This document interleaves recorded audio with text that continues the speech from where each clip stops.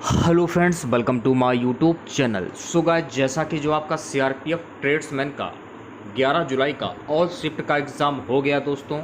11 जुलाई all shift में पूछे गए सभी क्वेश्चंस इस वीडियो में डिस्कस करेंगे, तो इस वीडियो को पूरा ज़रूर देखिए। वीडियो अच्छा लगे तो प्लीज़ वीडियो को लाइक और शेयर ज़रूर करें।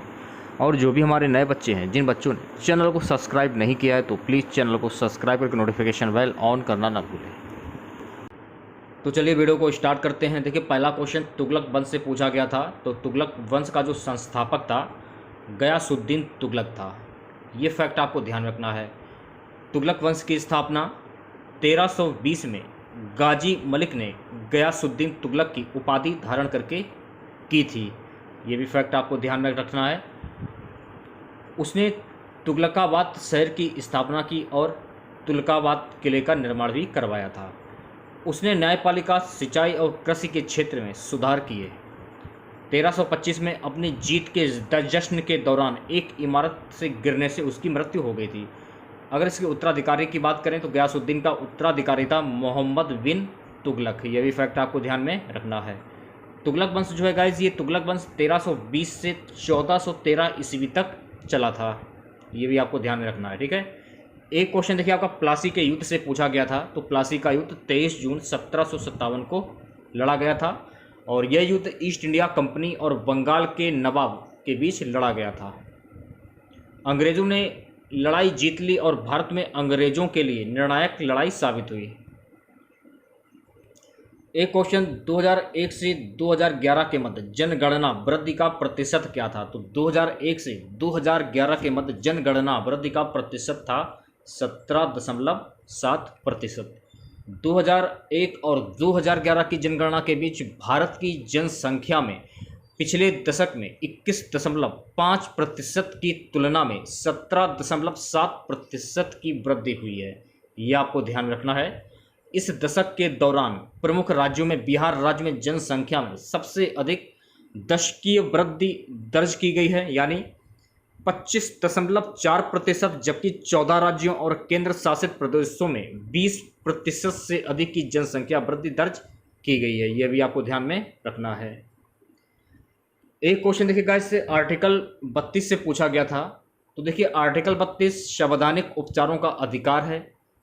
तो आर्टिकल जो 32 है, ये संवैधानिक उपचारों का अधिकार है, ये आपको ध्यान रखना है। आर्टिकल 32 मौलिक अधिकारों के उल्लंघन की स्थिति में व्यक्तियों को न्याय के लिए सुप्रीम कोर्ट में जाने का अधिकार देता है।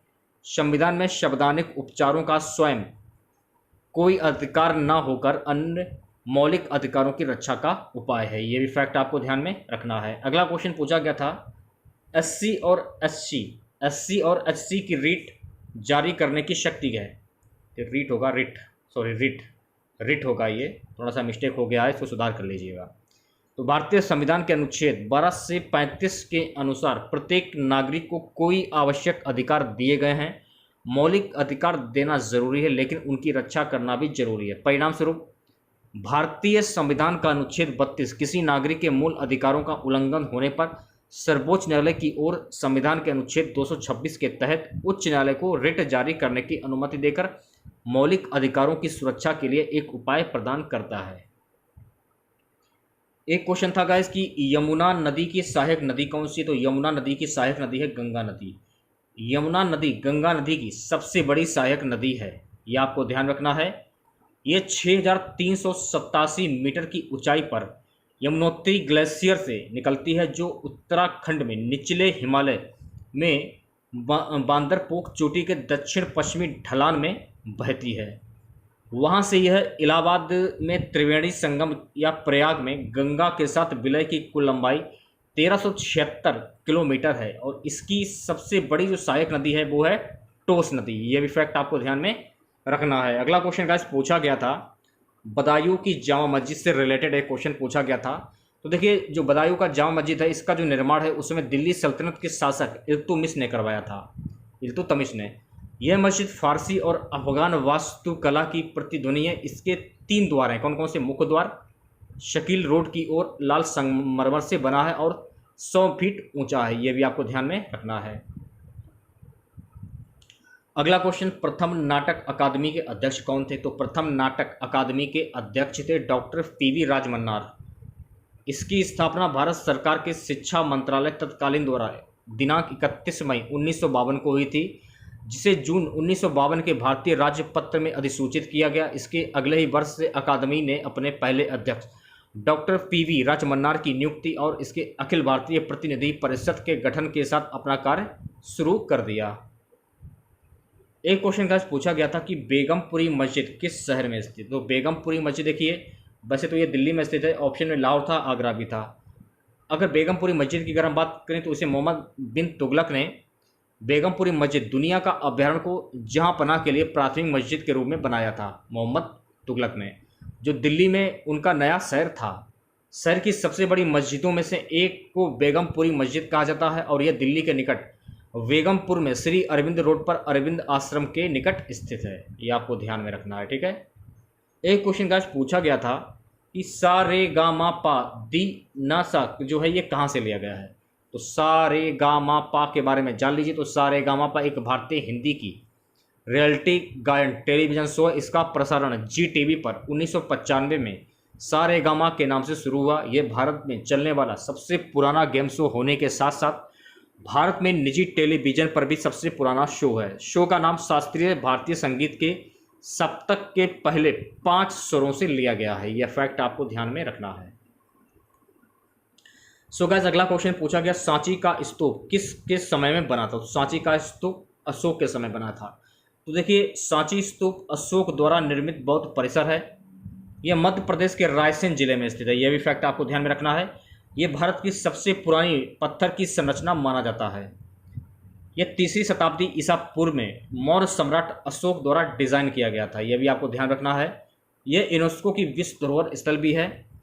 सांची स्तूप मोटिफ एक विशेषता है जिसे नए 200 रुपये नोट में देखा जा सकता है। तो देखिए, यहाँ पे एक क्वेश्चन और बन जाता है, अगर पेपर में पूछा जाए कि अशोक ने कलिंग पर आक्रमण कब किया था? तो देखिए, अशोक ने कलिंग पर आक्रमण 261 ईस्वी पूर्व में किया था। अशोक के शिलालेखों की खोज किसने की थी? यहाँ से क्वेश्चन और बन जाता है। तो अशोक के शिलालेखों की खोज जेम्स प्रिसेप ने की थी। यह भी फैक्ट आपको ध्यान में रखना है। एक क्वेश्चन का पूछा गया था कि जो बहुत विषय के जानकार हों उसको क्या कहते हैं? तो जो बहुत विषय के जानकार हों उसको कहते हैं बहुज्ञ। बेरोजगारी के लिए कौन जिम्मेदार? देखिए, बेरोजगारी के लिए जनसंख्या वृद्धि, शिक्षा और कौशल की कमी, धीमी आर्थिक वृद्धि, पुराने श्रम कानून, कृषि पर अत्यधिक निर्भरता, ये जो है बेरोजगारी के लिए जिम्मेदार हैं। ये आपको ध्यान में रखना है। ऑप्शन में कुछ भी हो सकता है, जनसंख्या वृद्धि भी हो सकती है, शिक्षा कौशल की कमी, धीमी आर्थिक वृद्धि भी हो सकता है, पुराने श्रम कानून भी हो सकता है, कृषि पर अत्यधिक निर्भरता ये भी हो सकता है। अगला क्वेश्चन पूछा गया था, बाल गंगाधर तिलक ने किस आंदोलन को व्यस्त आंदोलन बोला था? स्वदेशी आंदोलन। स्वदेशी आंदोलन के बारे में जान लीजिए। देखिए, स्वदेशी जो आंदोलन है ये आधिकारिक तौर पर 7 अगस्त 1905 को कलकत्ता टाउन हॉल राज्य में घोषित किया गया था। ये बंगाल राज्य में स्थित है। स्वदेशी के कार्यक्रम के साथ ही बहिष्कार आंदोलन भी चलाया गया। कहा जाता है कि आंदोलनों में देश में उत्पादित वस्तुओं का उपयोग करना और ब्रिटिश माल को जलाना शामिल है।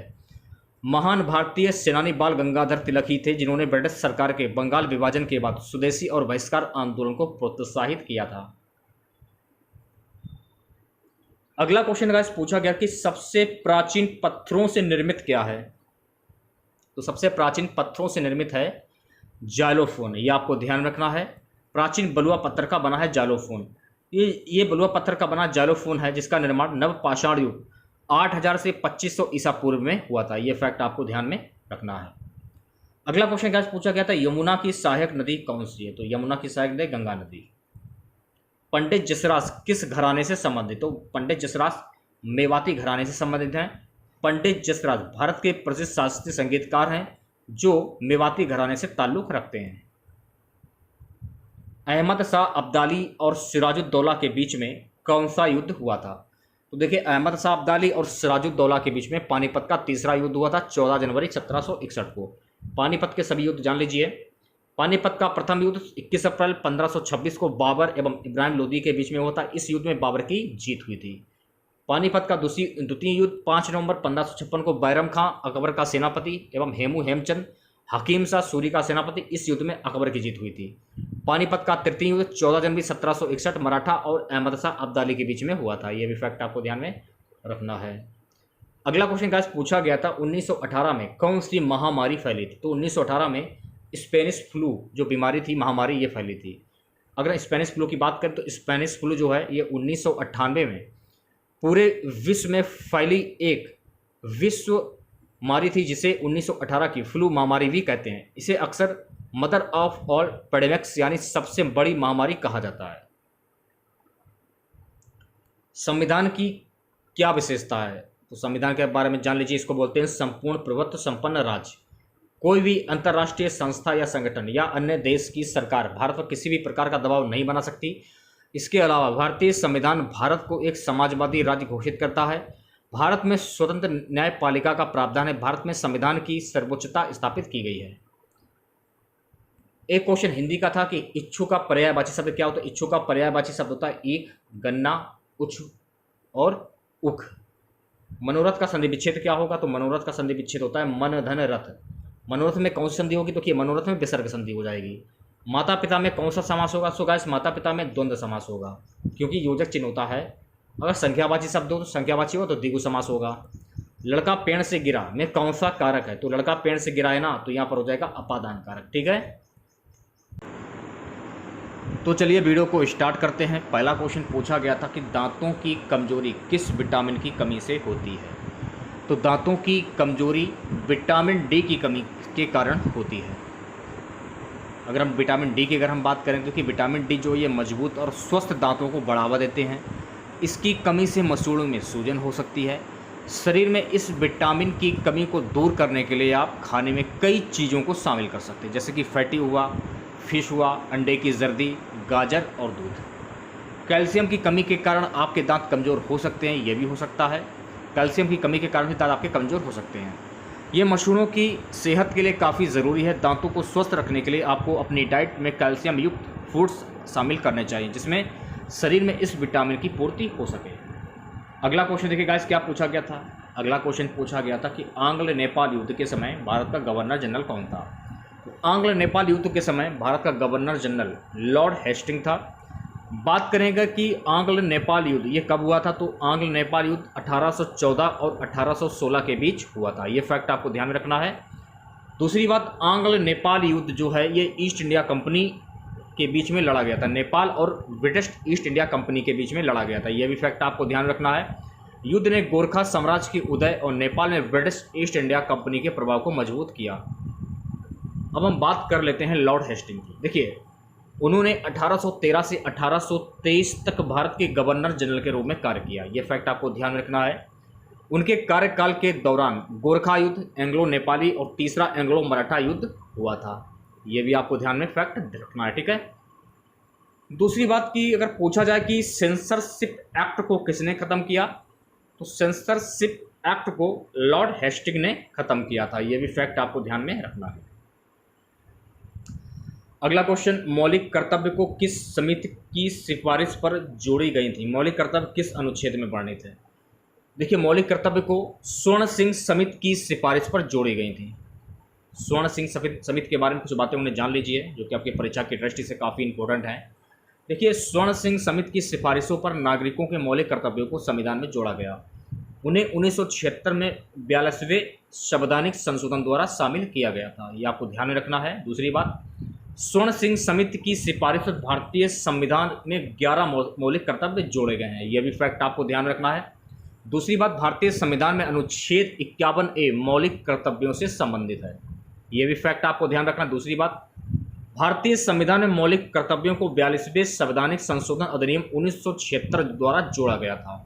ये भी फैक्ट आपको ध्यान में रखना है। ठीक है, नेक्स्ट क्वेश्चन का पूछा गया था कि ग्लोबल कंप्यूटर साइंस प्रोग्राम्स किस कंपनी ने शुरू किया था। तो global computer science program Amazon India ने शुरू किया था। इसके बारे में जान लीजिए। ई कॉमर्स कंपनी अमेजन ने मंगलवार को भारत में अपना वैश्विक कंप्यूटर विज्ञान CS शिक्षा कार्यक्रम अमेजन फ्यूचर इंजीनियरिंग AFE शुरू करने की घोषणा की। अगला क्वेश्चन पूछा गया था गाइस कि 2008 में सत्रिया नृत्य के लिए रंगमंच किसने बनाया। तो 2008 में सत्रिया नृत्य के लिए रंगमंच सत्रिया केंद्र गुवाहाटी ने बनाया था। सत्रिया नृत्य के बारे में जान लीजिए, महत्वपूर्ण फैक्ट। देखिए, सत्रिया की उत्पत्ति 17 मठ से हुई है, यह आपको ध्यान रखना है, जो असम में श्रीमद शंकरदेव द्वारा शुरू किए गए थे। नव वैष्णव आंदोलन के एक भाग के रूप में था। उन्होंने एक शरण नाम धर्म, एक ईश्वर के नाम का जप समर्पित किया, यह आपको ध्यान रखना है। यह 15वीं शताब्दी में आया था, यह भी फैक्ट आपको ध्यान रखना है। सत्रिया को वर्ष 2000 में संगीत नाटक अकादमी द्वारा शास्त्रीय नृत्य का दर्जा दिया गया था, यह भी फैक्ट आपको ध्यान में रखना है। नमक सत्याग्रह कब समाप्त हुआ था, यह क्वेश्चन पूछा गया था। तो नमक सत्याग्रह 6 अप्रैल 1930 को समाप्त हुआ था, सॉरी 12 मार्च 1930 को। डेट तो मेरे हिसाब से क्लियर होनी चाहिए, क्योंकि 12 मार्च 1930 को महात्मा गांधी ने नमक निर्माण पर ब्रिटिश एकाधिकार के खिलाफ अहिंसक विरोध दांडी मार्च 1930 में हुआ था। ठीक है, तो ये डेट जो है आपकी बिल्कुल क्लियर है, 6 अप्रैल 1930। 12 मार्च 1930 को महात्मा गांधी ने नमक निर्माण पर ब्रिटिश एकाधिकार के खिलाफ एक अहिंसक विरोधी दांडी मार्च 1930 या दांडी सत्याग्रह, नमक सत्याग्रह प्रारंभ किया। दांडी मार्च 1930 12 मार्च से 5 अप्रैल 1930 तक 24 दिनों तक चलने वाले ब्रिटिश नमक एकाधिकार के खिलाफ एक कर विरोध था। उन्होंने अहमदाबाद गुजरात के साबरमती आश्रम से राज्य के तट पर स्थित दांडी गांव तक ऐतिहासिक दांडी मार्च 1930 का नेतृत्व किया था, यह आपको ध्यान में रखना है। ठीक है, सो गाइस, अगला क्वेश्चन पूछा गया था कि निम्नलिखित में से किसकी शुरुआत दांडी मार्च में हुई थी। तो सविनय अवज्ञा आंदोलन की शुरुआत दांडी मार्च में हुई थी। सविनय अवज्ञा आंदोलन जो है ये वर्ष 1930 यानी कि 12 मार्च 1930 से 6 अप्रैल 1930 में शुरू किया गया था। सविनय अवज्ञा आंदोलन महात्मा गांधी द्वारा शुरू किया गया था, जब ब्रिटिश सरकार ने गांधी की 11 मांगों पर सकारात्मक प्रतिक्रिया नहीं दी थी। इसकी शुरुआत 12 मार्च 1930 को गांधी के प्रसिद्ध दांडी मार्च से हुई। गांधी ने आश्रम के 18 अन्य सदस्यों के साथ पैदल साबरमती आश्रम छोड़ दिया, यह भी आपको फैक्ट ध्यान में रखना है। नमक बनाने का कार्य ब्रिटिश शासन के अधीन रहने के लिए भारतीय लोगों के अस्वीकार का प्रतीक था, यह भी आपको ध्यान में रखना है। अगला क्वेश्चन गाइस पूछा गया था कि प्रार्थना सभा की स्थापना किसने की थी। तो प्रार्थना सभा की स्थापना आत्माराम पांडुरंग ने की थी। तो 1867 में आत्माराम पांडुरंग ने प्रार्थना समाज की स्थापना की थी। प्रार्थना समाज का मुख्य उद्देश्य क्या था। देखिए, प्रार्थना समाज का मुख्य उद्देश्य लोगों को केवल एक भगवान में विश्वास कराना और केवल एक ही भगवान की पूजा करना था। ब्रह्म समाज की अगर हम बात करें तो देखिए, प्रार्थना समाज आत्माराम पांडुरंग की स्थापना की थी। ब्रह्म समाज की स्थापना राजा राममोहन राय ने की थी। वेद समाज की स्थापना केशव चंद्र सेन तथा के श्री थरलू ने की थी। आर्य समाज की स्थापना दयानंद सरस्वती के द्वारा की गई थी, यह भी फैक्ट आपको ध्यान में रखना है। सो गाइस, अगला क्वेश्चन पूछा गया था कि गोवा का लोक नृत्य कौन सा है। देखिए गोवा के कुछ सबसे लोकप्रिय पारंपरिक लोक नृत्य हैं, जैसे कि घोड़े मुदनी, धनगर नृत्य, गोफ तलगड़ी, शिगमो और मुसेल खेल, फुगड़ी आदि, यह भी आपको ध्यान में रखना है। अगर पेपर में पूछा जाए कि जो माच है ये किस राज्य का लोक नृत्य है, ये मध्य प्रदेश का लोक नृत्य है। बिहू असम का लोक नृत्य है। फगुआ झारखंड बिहार का लोक नृत्य है, यह भी फैक्ट आपको ध्यान में रखना है। सो गाइस, अगला क्वेश्चन पूछा गया था कि भारत का सबसे ज्यादा आबादी वाला जिला कौन सा है। तो भारत में सबसे अधिक आबादी वाला जिला 1.1 करोड़ की आबादी के साथ 2011 की जनगणना में ठाणे था। तो ठाणे आपका करेक्ट आंसर हो जाएगा। उत्तर 24 परगना 1.08 करोड़ की आबादी के साथ भारत में दूसरा सबसे अधिक आबादी वाला जिला था। परगना दूसरे नंबर पर था। ये 7,948 की आबादी के साथ अरुणाचल प्रदेश में दिबांग घाटी भारत का सबसे कम आबादी वाला जिला है, यह भी फैक्ट आपको ध्यान रखना है। दूसरी बात, भारत का दूसरा सबसे कम आबादी वाला जिला अजाव है, जो अरुणाचल प्रदेश में भी है, यह भी आपको ध्यान रखना है। दूसरी बात, 2011 की जनगणना में इसकी आबादी करीब 21,089 थी, यह भी फैक्ट आपको ध्यान में रखना है। एक क्वेश्चन गाइस पूछा गया था कि 2001 और 2011 की जनगणना के बीच भारत की जनसंख्या में कितने प्रतिशत की वृद्धि हुई है। 17.70% की वृद्धि हुई है। 2001 और 2011 की जनगणना के बीच भारत की जनसंख्या में पिछले दशक में 21.5% की तुलना में 17.7% की वृद्धि हुई। इस दशक के दौरान प्रमुख राज्यों में बिहार राज्य में जनसंख्या में सबसे अधिक 10 की वृद्धि दर्ज की गई, यानी 25.4%, जबकि 14 राज्यों और केंद्र शासित प्रदेशों में 20% से अधिक की जनसंख्या वृद्धि दर्ज की गई, ये भी आपको ध्यान रखना है। एक क्वेश्चन देखिए पूछा गया था कि पीताम्बर में कौन सा समास है, तो पीताम्बर में हो जाएगा बहुप्रिय समास। क्यों होगा ये भी जान लीजिए, मेरी बात को ध्यानपूर्वक सुनेगा आप लोग। जब किसी वाक्य में किसी प्रसिद्ध व्यक्ति या भगवान के नाम आ जाए वहां पर आपका बहुप्रिय समास हो जाता है। जैसे कि मान लीजिए दशानन दिया है, दशानन, इसका समास क्या होगा, दश आनन है जिनके, यानी कि रावण यह प्रसिद्ध व्यक्ति हो गया, तो यहां हो जाएगा बहुप्रिय समास। पीताम्बर यानी कि पीला अंबर है जिनका, भगवान विष्णु। जैसे कि नीलकंठ, नीला कंठ है जिनका, भगवान शिव। तो बहुप्रिय समास को आप इस तरीके से पहचान सकते हैं। अगला क्वेश्चन पूछा गया था कि बाजार नियंत्रण नीति की शुरुआत किसने की थी, तो बाजार नियंत्रण नीति की शुरुआत अलाउद्दीन खिलजी ने की थी। अलाउद्दीन खिलजी का शासन कब से कब तक था, 1296 ईस्वी से 1316 ईस्वी तक था, यह भी फैक्ट आपको ध्यान रखना। दूसरी बात, अलाउद्दीन खिलजी के अधीन प्रशासनिक सुधार कौन कौन से थे, स्थायी सेना रखने वाला पहला सुल्तान था, उसने दाग, घोड़े की ब्रांडिंग और चेहरा सैनिकों की वर्णात्मक भूमिका की प्रणाली शुरू की। बाजार आर्थिक सुधार में देखिए अलाउद्दीन ने कई नियमों के साथ बाजार को नियंत्रित किया, सभी वस्तुओं की लागत तय की, बिक्री के लिए सभी सामान खुले बाजार में लाए गए, सराय से कहा जाता है सराय आदि। उसने दीवानी ए रियासत नामक मंत्री के अधीन बाजार नियंत्रण विभाग की स्थापना की थी, यह भी फैक्ट आपको ध्यान में रखना है। अगला क्वेश्चन पूछा गया था कि आईआईएफसी की स्थापना कब हुई थी, तो आईआईएफसी की स्थापना 5 जनवरी 2006 को हुई थी, ये आपको ध्यान में रखना है। अगर इसकी स्थापना की बात करें तो 5 जनवरी 2006 को इसकी स्थापना हुई थी। अगर हम इसके फुल फॉर्म की बात करें तो इसका फुल फॉर्म होता है India infrastructure finance company limited.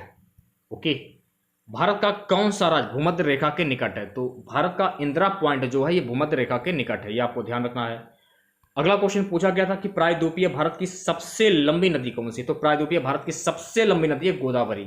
Godavari सबसे बड़ी प्रायद्वीपीय नदी प्रणाली है, इसे दक्षिण गंगा के नाम से भी जाना जाता है, यह भी फैक्ट आपको ध्यान रखना है। यह पश्चिमी घाट में त्रिवेंग पहाड़ी से निकलती है और महाराष्ट्र में नासिक जिले से गुजरती है और बंगाल की खाड़ी में गिरती है। इसकी सहायक नदियां हैं महाराष्ट्र, मध्य प्रदेश, छत्तीसगढ़, उड़ीसा और आंध्र प्रदेश राज्यों से होकर गुजरती है।